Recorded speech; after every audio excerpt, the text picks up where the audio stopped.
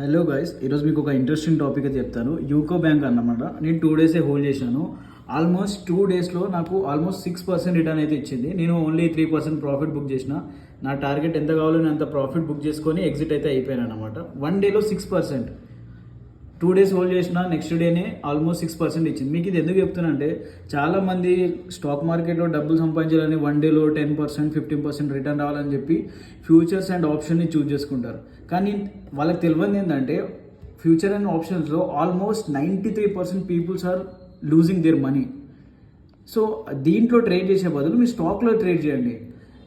స్టాక్లలో కూడా మీకు Nifty 500 index అనేది ఉంటుంది. నిఫ్టీ మీరు గూగుల్లో సెర్చ్ చేసి నిఫ్టీ 500 స్టాక్స్ చేస్తే మీకు ఇక్కడ download list of Nifty 500 stocks. So ఇదేంటంటే ఫండమెంటల్గా మంచి కంపెనీస్ అనమాట. మీరు ఇలాంటి 500 స్టాక్స్ని మీరు డైలీ అనలైజ్ చేసి మంచి సపోర్ట్ అండ్ రెసిస్టెంట్ జోన్స్ మీరు ఫైండ్ అవుట్ చేసి మీరు దాంట్లో ఇన్వెస్ట్మెంట్ చేయొచ్చు.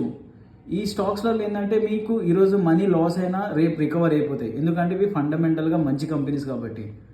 సో నేనేం చెప్తున్నానంటే, మీరు ఫ్యూచర్స్ అండ్ ఆప్షన్స్ ఇక్కడ వెళ్ళకండి. డబ్బులు అనేది పేషెన్స్గా సంపాదించాలి స్టాక్ మార్కెట్లో. అంతేగాని ఒక రోజులో నేను కోటీశ్వరిని అవ్వాలనుకుంటే ఈ స్టాక్ మార్కెట్లో మీరు ఎప్పుడు సంపాదించలేరు. పేషెన్స్గా స్టాక్స్లో, ఓన్లీ స్టాక్స్లో ఇన్వెస్ట్మెంట్ చేయండి. ఈ యూకో బ్యాంక్ ఉంది, నేను బై చేసిన 30 రూపీస్ దగ్గర.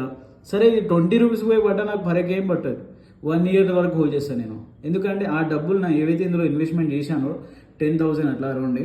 సో అవి నా సేవింగ్స్. ఈరోజు నాకు దాంతో డబ్బులు అవసరం అని చెప్పి స్టాక్స్ని బై చేస్తున్నా. సో నేను 1 ఇయర్ కూడా హోల్డ్ చేస్తాను. అది మళ్ళీ రికవర్ అవుతుంది. ఈరోజు 30 రూపీస్ ఉన్న స్టాక్ ఈరోజు 1 ఇయర్ తర్వాత ఇదే 120 రూపీస్ కూడా ఉండొచ్చు, చెప్పలేము. సో స్టాక్స్లో మీరు పేషెన్స్గా వెయిట్ చేస్తే మీరు కూడా ఇలా 1 డేలోనే 6%, 12% రిటర్న్ చేయొచ్చు. కాకపోతే మీరు చేయాల్సింది ఏంటంటే, స్టాక్స్లో లిక్విడిటీ ఎక్కడ ఉంటుంది అనేది మీరు ఫైండ్ అవుట్ చేయండి. టైం పట్టచ్చు, బట్ డెఫినెట్గా మీకు లిక్విడిటీ ఎక్కడ ఉందో మార్కెట్లో అర్థమైన తర్వాత యు ఆర్ ద కింగ్.